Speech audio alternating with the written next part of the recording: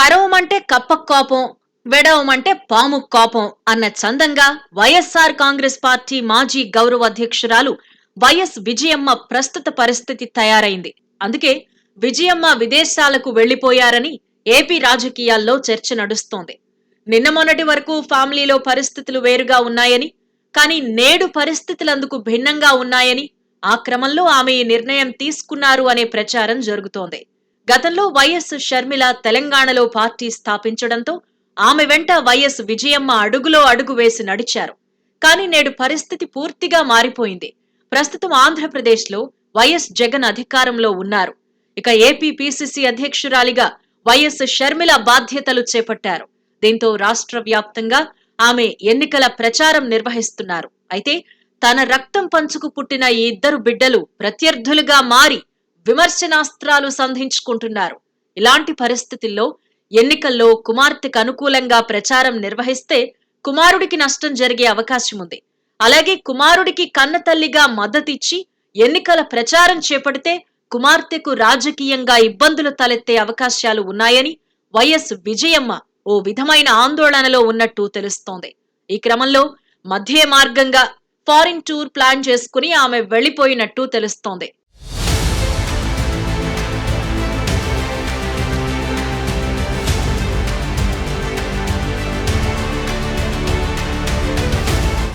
అదీగాక మార్చిలో CM YS Jagan మేము సిద్ధం పేరిట ఇడుపులపాయ నుంచి బస్సు యాత్ర చేపట్టారు. ఆ సమయంలో కన్నతల్లి వైఎస్ విజయమ్మ నుంచి ఆశీర్వాదం తీసుకుని వైఎస్ జగన్ ఈ యాత్రకు శ్రీకారం చుట్టారు. దాంతో వైఎస్ విజయమ్మ కుమారుడు వైఎస్ జగన్ తోనే ఉన్నారు అనే ఓ స్పష్టమైన సందేశం ప్రజల్లోకి నేరుగా వెళ్లినట్టయింది.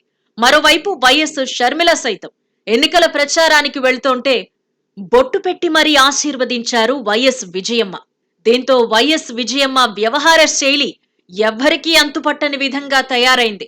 అంటే కన్నతల్లిగా వైఎస్ విజయమ్మ కుమారుడు వైఎస్ జగన్ వైపా, లేకుంటే కుమార్తె వైఎస్ షర్మిల వైపా అనే సందిగ్ధంలోకి ప్రజలైతే పూర్తిగా జారిపోయారు. అలాంటి పరిస్థితుల్లో శతకకారుడు బద్దెన చెప్పినట్టు ఒకరిని నొప్పింపక తానొవ్వక తప్పించుకు తిరుగువాడు ధన్యుడు సుమతి అన్నట్టు మధ్య మార్గంగా ఆమె విదేశాలకు వెళ్లిపోవడం అంత ఉత్తమ మార్గం మరొకటి లేదని భావించి వెళ్లిపోయినట్టు తెలుస్తోంది.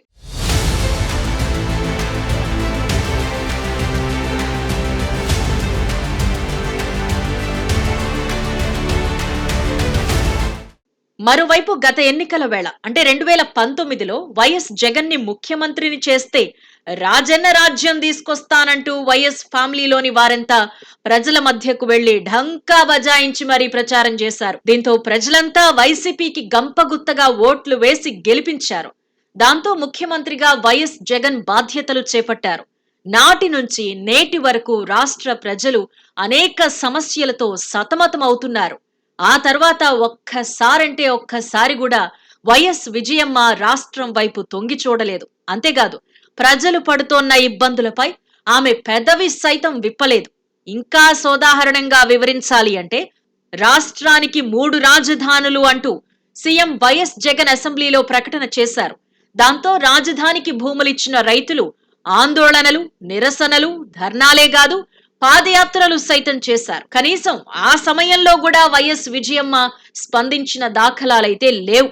ఇటువంటి పరిస్థితుల్లో వైఎస్ విజయమ్మ ప్రస్తుత ఎన్నికల వేళ వైఎస్ జగన్ తరపున గాని వైఎస్ షర్మిలకు మద్దతుగా గాని ప్రజల్లోకి వెళితే వారి నుంచి తీవ్ర వ్యతిరేకత వ్యక్తమయ్యే అవకాశాలు సైతం ఉన్నాయి అనే ఓ చర్చ రాజకీయ వర్గాల్లో సాగుతోంది. అంతేకాదు ఆమెను ప్రజలు సైతం నిర్భయంగా నిలదీసే అవకాశాలు లేకపోలేదు అనే ప్రచారం సైతం సాగుతోంది. ఈ క్రమంలో అన్ని ప్రశ్నలకు ఒకటే మందు.